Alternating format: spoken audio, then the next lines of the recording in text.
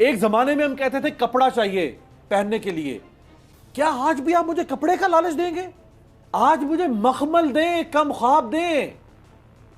73 साल हो गए इस मुल्क को, मैं 4th जनरेशन हूं इस मुल्क की। आज मुझे रोटी नहीं चाहिए, आज मुझे अच्छा मुरगन खाना चाहिए, आज मुझे बेहतर न्यूट्रिशियस खाना चाहिए। मुझे ये मत लारे दे कि मैं रोटी भिगो भिगो के रोटी खा लूं। मुझे अच्छा घर चाहिए, मुझे लाइफस्टाइल चाहिए, मुझे क्वालिटी ऑफ लाइफ चाहिए। मेरा राइट है, मेरा पेटेंट राइट है कि मैं क्वालिटी ऑफ लाइफ का रियासत से मुतालबा करूं। और अगर जो इसके रास्ते में रुकावट खड़ी करेगा, मैं उसको अपना दुश्मन से सब्र करूंगा। ये हर शहरी का राइट है, उसके पास गाड़ी, घर, बेहतर जिंदगी, अच्छा लिबास, रहन सहन, ये सब कुछ हो। आज दुनिया के अंदर ये घर में हीटर या एसी, ये पार्ट ऑफ लाइफ, ये पार्ट एंड पार्सल है। आज भी आपके मुल्क के अंदर एसी घर में लगाना लग्जरी तस्वर किया जाता है। आज भी सर्दियों में लोग ठिठर के मर रहे होते हैं। आप जरा देहातों की जिंदगी तो जाके देखें, हमने तो देखी है वो जिंदगी। एक ही कमरे के अंदर लोग आग जलाते हैं, उस कमरे में लोग अपने जानवरों को बांधते हैं सलमान, ताकि उस कमरे में जानवरों की हीट से वो अपनी रात गुजार सकें। वो बकरियां बांधते हैं, वहीं पे सोते हैं, ताकि बकरी की बॉडी हीट से उनको सुकून मिल सके। आज आप कहते हैं मैं घर पे हीटर ना लगाऊं, ये लग्जरी है? अगर ये लग्जरी है तो लानत है उस नेसेसिटी के ऊपर जिस नेसेसिटी की डेफिनेशन ये रियासत कर रही है। सोच को इवॉल्व करने की जरूरत है हमें। अच्छा, मैं यहां पर 2-3 चीजों के ऊपर बात करना चाहूंगा। सबसे पहले तो यह है कि अगर कोई शख्स हामी है वेलफेयर स्टेट का, तो मेरे ख्याल में इमरान खान साहब के जो प्रोजेक्ट है ना, एहसास प्रोग्राम और भूखे लोगों को खाना खिलाने वाला प्रोग्राम, उससे अच्छे वेलफेयर प्रोजेक्ट्स नहीं हो सकते। तो फिर सबसे पहले तो उनकी तारीफ बनती है, जो कि करनी चाहिए किसी भी वाइज आदमी को, ठीक है। और उसके बाद अगर यही करवाना है तो फिर ये भी सारा खान साहब के जिम्मे लगा दिया जाए कि जितनी लग्जरीज हैं उनको कंफर्ट में और नेसेसिटीज में बदलकर पाकिस्तान को नया पाकिस्तान दे दें। तो मेरे ख्याल में कुछ चीजें प्रैक्टिकली पॉसिबल नहीं होती हैं। उनको पॉसिबल करने के लिए एक मुतालबा कर नहीं, एक सेकंड सलमान, ये तो मुतालबा नहीं कर रहा है ना। अच्छा, दूसरी इंपॉर्टेंट बात ये है कि इकोनॉमिक्स जो है ना, इकोनॉमिक्स वो जज्बात के ऊपर नहीं चलती।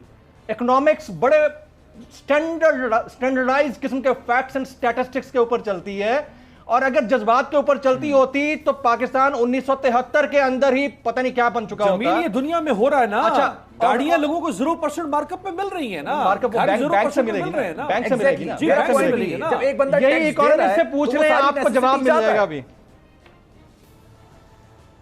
आप अगर एक टैक्स दे रहे हैं, आप टैक्स पेयर हैं, आप अपनी तनख्वाह से भी टैक्स दे रहे हैं, आप मार्केट से कुछ लेने जाते हैं तो टैक्स दे रहे हैं, आप सुई से लेके एक जहाज के टिकट तक का हर चीज का टैक्स दे रहे हैं। ये चीज आपके डायमेंशंस तो बढ़ेंगे ना यार।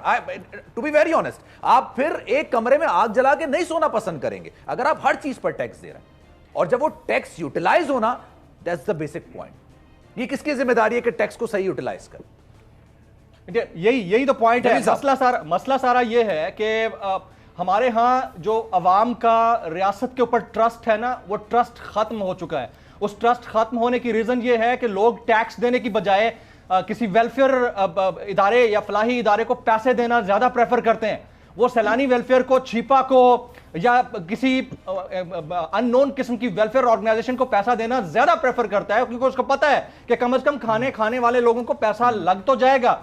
पाकिस्तान के अंदर ये जो ट्रस्ट डेफिशिएट है ना, इसने बड़ा मामला खराब किया है। लेकिन इसके बावजूद, तमाम तरह के चीजें कहने के बावजूद, अगर कोई बंदा राइट रखता है, वो डिजर्विंग है, उसने हार्ड वर्क किया है, तो he has all the right to attain anything like car और कुछ भी वो ले सकता है। किन चीजों पर जो हमने देखा, जो मैं भी थोड़ा सा बहुत पढ़ रहा था, 1 घंटे का टाइम मिल सका, 1.5 घंटे का, उसमें कुछ चीजों में जो टैक्स खत्म किया गया है वो एप्लीकेबल नहीं है। अब इलेक्ट्रिक कार्स का मैं जिक्र करना चाह रहा था, ये पॉसिबल कैसे? आपको एरा चेंज करना पड़ेगा। मुशर्रफ साहब के दौर से पहले की बात करें और उसके बाद की बात करें तो बैंक्स इतने जदीद नहीं थे जितने आज हैं। किसी के पास इतने खास एटीएम कार्ड नहीं थे, बैंकिंग इतनी स्ट्रांग नहीं थी। उन्होंने पूरा एक एरा चेंज किया था। ये एरा चेंज करना पड़ेगा, उसके बाद आप इस चीज का फायदा उठा सकेंगे ना। और हो सकता है जब तक हम ये चेंज करें इस पर टैक्स लग जाए। सलमान, वो इसमें ऐसा नहीं है कि जो इलेक्ट्रिक व्हीकल्स होंगे, अगर वो आप बैंक से फाइनेंस करवाना चाहते हैं तो आपको इंटरेस्ट फ्री गाड़ियां मिलेंगी। इस पे जो गवर्नमेंट के अपने टैक्सेस होते हैं, जिसमें एक्साइज ड्यूटी है, जिसमें जीएसटी है या विदहोल्डिंग टैक्स है या फेडरल एक्साइज ड्यूटी है, जो भी गाड़ियों की इंपोर्ट के ऊपर टैक्सेस लगते हैं। देखिए ना, हमारे यहाँ तो 300-300, 400-400 गुना टैक्सेस लगते हैं। जितनी महंगी गाड़ी होती जाएगी उसके ऊपर उतने 100 गुना टैक्स बढ़ता चला जाता है।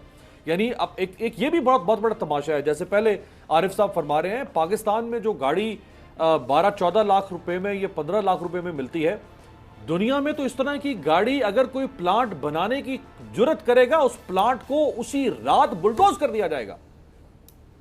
इतनी पैथेटिक गाड़ियां को बना नहीं सकता दुनिया में बाहर, लेकिन ये कौम इनको उल्लू के पट्टे में समझ के इस कौम को बेवकूफ बना रहे हैं। ये 4-5 हैं यहां पे, ये सुजुकी, टोयोटा, होंडा, मुझे तो नाम देने में भी कोई हिचकिचाहट नहीं है। इनको सारी दुनिया में ये पाकिस्तानी कौम बेवकूफ मिली है ना। हालांकि यही वो 3-4 कंपनीज हैं कि जो दुनिया में बड़ी ऑटो प्रोड्यूसर्स में से है ना, ऑटो व्हीकल्स में। और यही गाड़ियां जब हम इनकी गाड़ियां इंपोर्ट करते हैं, जो जापान में गाड़ियां बनाता है होंडा, सुजुकी या टोयोटा, जब वो वहां से हम इंपोर्ट करते हैं, आप उसकी क्वालिटी में जो लोकल प्रोडक्शन ये हमें करके दे रहे हैं, क्योंकि हम इनको स्टूपिड मिले हुए ना। दुनिया का जो आता है वो उसको मामू बनाना है, वो पाकिस्तानी कौम को मामू बनाएगा। और हमारी स्टेट क्राफ्ट की कनाइवन से ये सब कुछ होता है। वो किधर है आपका मुसाबकती कमीशन? ये मुसाबकती कमीशन का काम है ना। यानी इस मुल्क में वो गाड़ियां बन रही हैं जिन गाड़ियों में एयरबैग ही नहीं है। आप तो सोच नहीं सकते सलमान, आप दुनिया में तसव्वुर नहीं कर सकते कि एयरबैग के बगैर गाड़ी बन सकती है। एयरबैग है वो खुलते नहीं है। वो चले भाई, लगा तो दो ना, उसके अंदर कोई गुब्बारे भर के लगा दो यार, कम से कम एक हुज्जत तो तमाम। यानी इतना तमाशा इस मुल्क में हो रहा है। और हमारी स्टेट, हमारे इदारे, वो सब गूंगे, बहरे, अंधे। इससे भी कोई बदतरीन अगर कोई इस्तिलाह है लुगत में तो इनके लिए इस्तेमाल होनी चाहिए।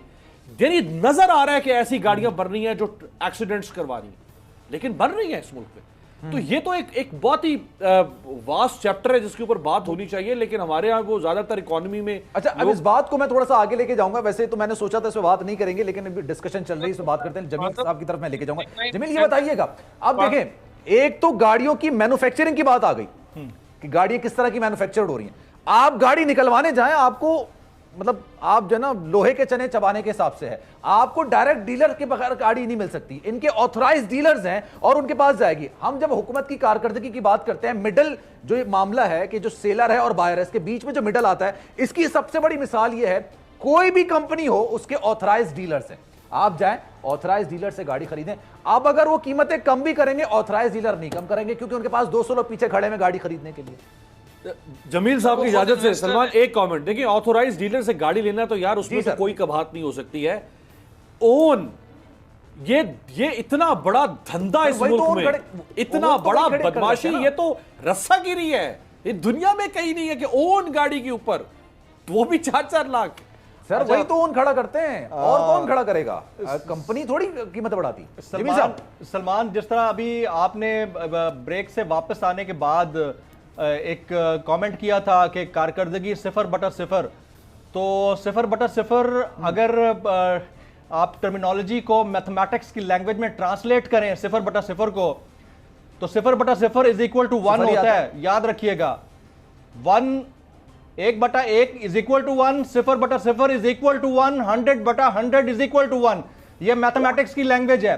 तो जो इस लैंग्वेज को समझते हैं ना, वो अंडरस्टैंड है। सर ये बताइए, अरे सुन तो लेना, मैं पॉइंट जो कह रहा हूं वो अंडरस्टैंड कीजिएगा इसको। अच्छा चलें, यानी 0/0 इज इक्वल टू 1, यानी 100% परफॉर्मेंस को शो करता है। याद रखिएगा, इसकी टर्मिनोलॉजी है, ये स्टैट्स की टर्मिनोलॉजी है। हमारे यहाँ ये गलत इस्तेमाल होती है कि 0/0 का मतलब 0 है, ऐसा नहीं है। 0/0 का मतलब 1 है।